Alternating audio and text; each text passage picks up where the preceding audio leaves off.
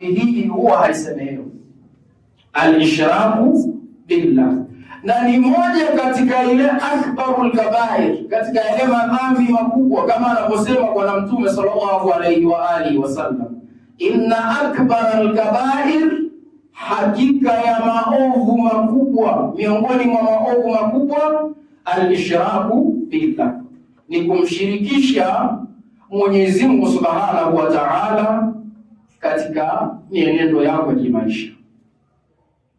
Shirki katika vitu ambavyo tumehusiwa sana kuviepuka, na shirki ziko za aina nyingi. Kuna shirki mpaka katika ibada. Unaweza ukawa ni Muislamu na swali, lakini wakati huo unafanya shirki. Inna Allaha la yaghfiru an yushraka bihi wa yaghfiru ma duna dhalika liman yasha. Mungu hasamehi dhambi ya shirki, lakini anasamehe madhambi mengine yote kwa yule ambaye atakayetaka kusamehewa madhambi yake. Mungu anasamehe hayo madhambi. Kwa hivyo al-ishraku billah ni moja katika maasi ambayo utakuwa na mwisho mbaya sana ikiwa mwanadamu ataambatana na vitu hivi. Kumshirikisha Mwenyezi Mungu Subhanahu wa Ta'ala, moja katika maasi makubwa ambayo Muislamu na muumini hatakiwi kufanya kwa namna yoyote ile. Hiyo ni nukta nyingine. Lakini jambo jingine ambalo ni muhimu sana mwanadamu kulijua katika nukta hizo, kama ukihitaji kupata mwisho ambayo ni mbaya, mambo haya fungamana nayo.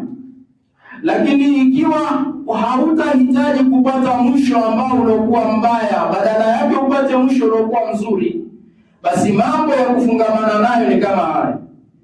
Mambo gani? Ni kule kuepukana na hizi sifa ambazo tunazozieleza. Na sifa nyingine ni uququl walidain, kuwaasi wazazi wawili. Ni moja katika sifa ambayo inaweza kumpelekea mwanadamu kupata mwisho uliokuwa mbaya. Kuwaasi wazazi wawili.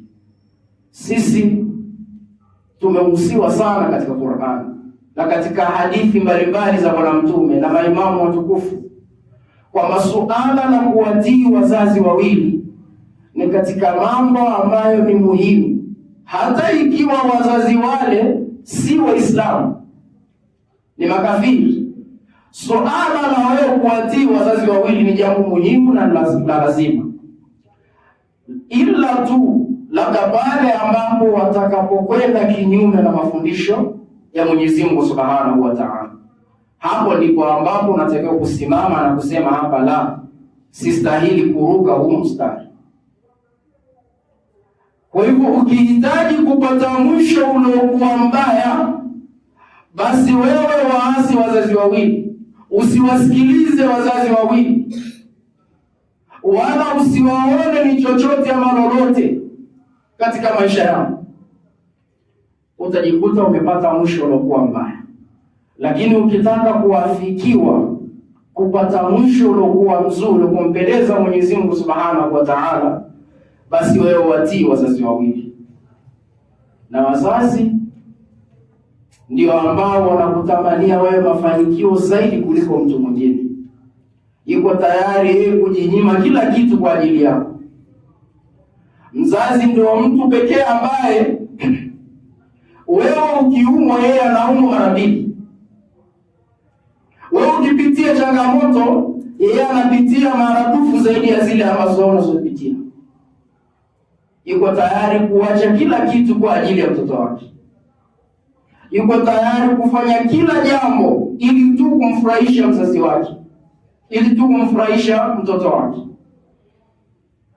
Sasa mambo haya ni mambo ambayo tunaoishi nayo katika jamii yetu. Suala la wale ambao wanaojaribu kuwaasi wazazi ni katika watu ambao waliopinduka mipaka ya Mwenyezi Mungu Subhanahu wa Ta'ala, na wamejitengenezea dunia yao na makazi yao yatakuwa ni motoni. Uququl walidain, kuwaasi wazazi wawili. Na hili pia Bwana Mtume sallallahu alayhi wa alihi wasallam amelielezea katika yale madhambi makubwa, na uququl walidain, kuwaasi wazazi wawili. Waqadha rabbuka alla ta'budu illa iyyahu wa bil walidaini ihsana.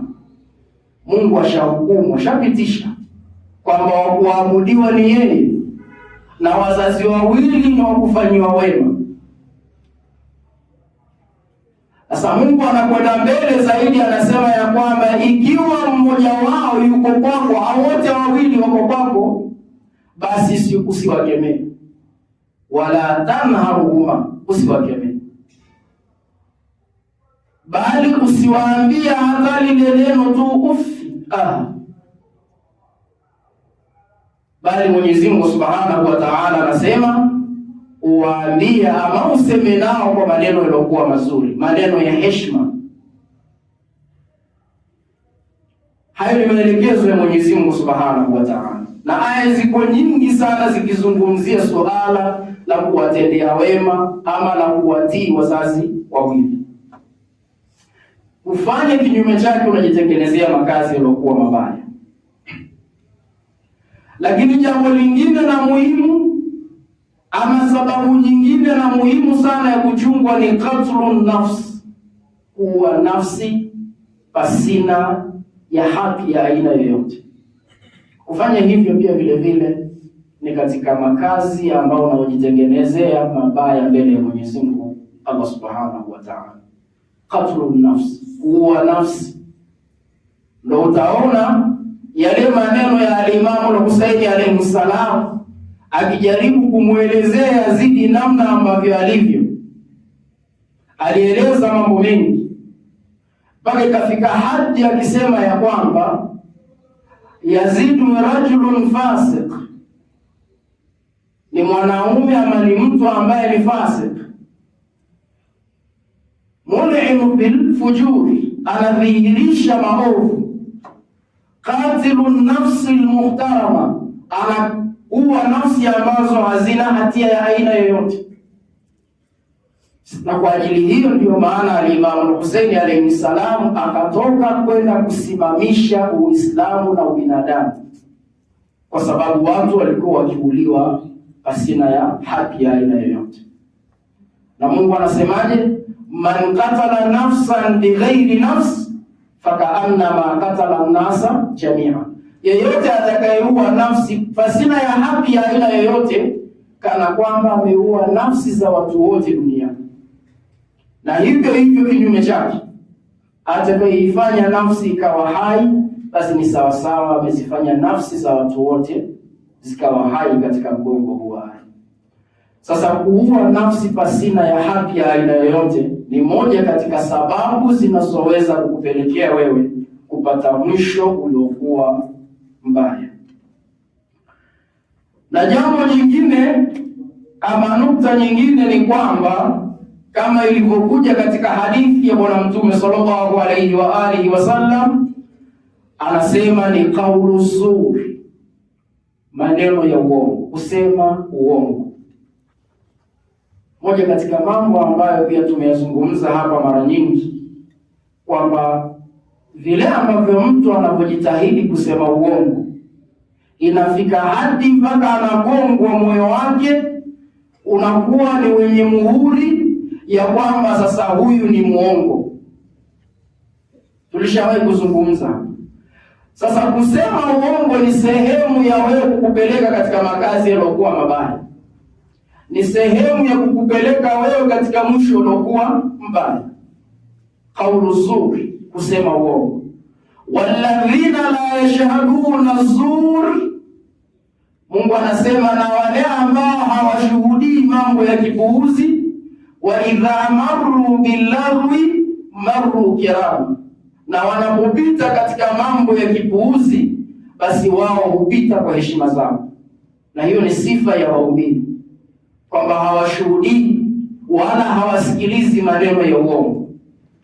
Ikiwa ni maneno ya uongo yamekuja, wao hawana habari nayo. badala yake huacha jambo lile na kushika shughuli zao.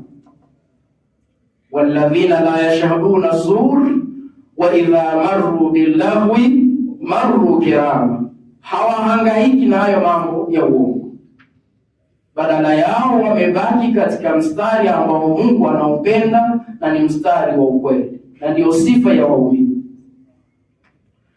Lakini kwa haraka vile vile, nukta nyingine inayofuata ni nukta ambayo ni muhimu sana katika maisha yetu ya kila siku, nayo ni atarku aljum'a wal jamaat, kuacha swala ya Ijumaa na swala zetu za kila siku kwa jamaa. Katika mambo muhimu sana Muislamu anapaswa kuyachunga.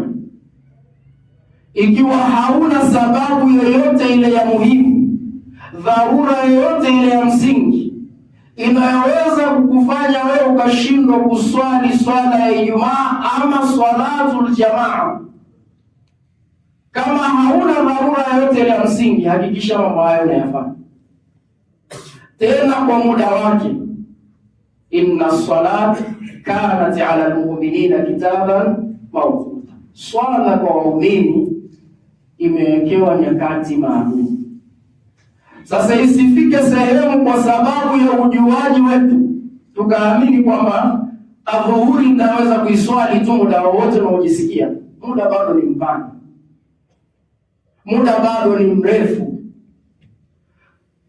Tarkul jum'a wal jamaat, kuacha swala ya Ijumaa na kuswali na kuacha kuswali swala kwa jamaa, swala za kila siku, as-salatu al-yawmiyya, katika mambo ambayo mwanadamu hapaswi kabisa kuacha ni kuswali swala ya jamaa, ikiwa hana dharura yoyote ile ya muhimu inomsababisha yeye akaacha hiyo swala.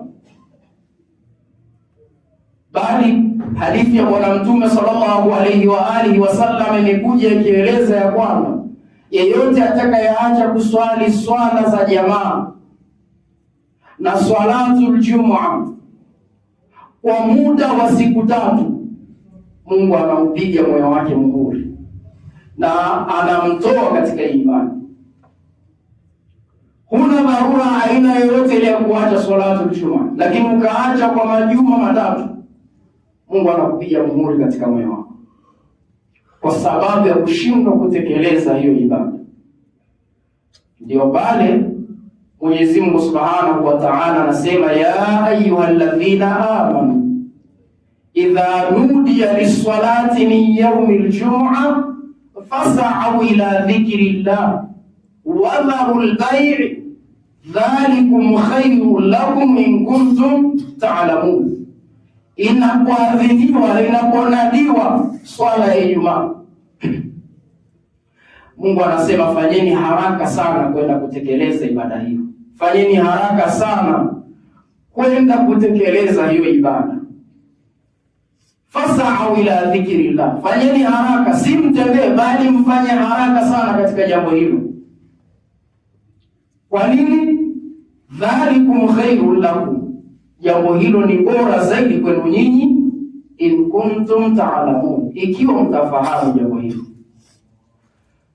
Tulishawahi kuelezea hapa kuhusiana na fadhila za kuswali swala kwa jamaa,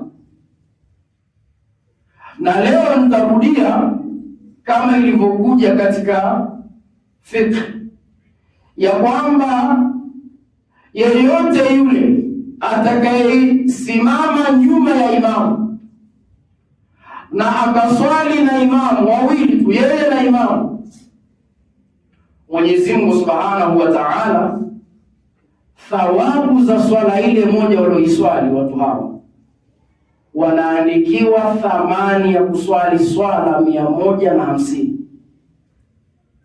Kuswali swala moja walioiswali, kama ni dhuhurain, kama ni maghribain, kama ni salati subuhi, hivyo wanaandikiwa swala kulingana na kile walichokifanya, na kwamba thawabu za swala ile moja ni sawasawa na thawabu 150. Lakini wakiongezeka wakawa watu watatu, vile vile thawabu zinaongezeka. na imekuja ya kwamba wakiongezeka hawa watu watatu, thawabu za swala ile moja walioiswali ni thawabu za swala 600. Sasa ukienda mbali zaidi, imekuja ya kwamba ikiwa watazidi watu wakafika mpaka 10, 11, swala zao hakuna malaika anayeweza kuandika, swala zao hakuna majini wanaoweza kuandika, yani thawabu za ile swala, wala hakuna miti ambayo inayoweza kutosha kama ikigeuzwa kwamba ni kalamu za kuandika thawabu za watu hao, miti ile ikatosha kuandika, wala hakuna bahari ambayo inayoweza ikageuka kwamba ni wino kuandika thawabu za watu wale zikatosha, ama hiyo bahari ikatosha, ama maji yakatosha kuandika thawabu za watu hao. Na hata ikigeuzwa kwamba mbingu hii kama ndiyo sehemu ya kuandika thawabu, ama mbingu hii itaisha kuandika thawabu za watu hao, lakini bado haitatosha, kuonyesha umuhimu wa kuswali swala kwa jamaa, tena kuswali kwa wakati wake ambao Mungu ameuweka, kwa sababu ni waumini lazima watachunga nyakati za swala. Al-Imam Jafar as-Sadiq alayhi salam, anasema wapimeni mashia wetu, watizameni watu wetu namna ambavyo wanavyochunga zile nyakati za swala. Ukiwaona wanachunga nyakati za swala, basi hawa ni wakwetu. Lakini wale ambao wanaopuuzia swala, nyakati za swala kwao ni vitu vya kawaida, anaweza akaswali sasa hivi na anaweza asiswali kabisa, akaja akalipa kadhaa, anasema hawa si katika sisi. Ikiwa hakuna dharura yoyote ya muhimu inayokufanya wewe uje ulipe swala, basi wewe unakuwa si mfuasi wa Imam Jafar as-Sadiq alayhi salam. Wapimeni mashia wetu kwa namna ambavyo wanavyochunga nyakati za swala. Bismillahirrahmanirrahim. Wal 'asr innal insana lafi khusr illa alladhina amanu wa 'amilus salihat wa tawasaw bil haqq wa tawasaw bis sabr. Allahumma salli ala Muhammad.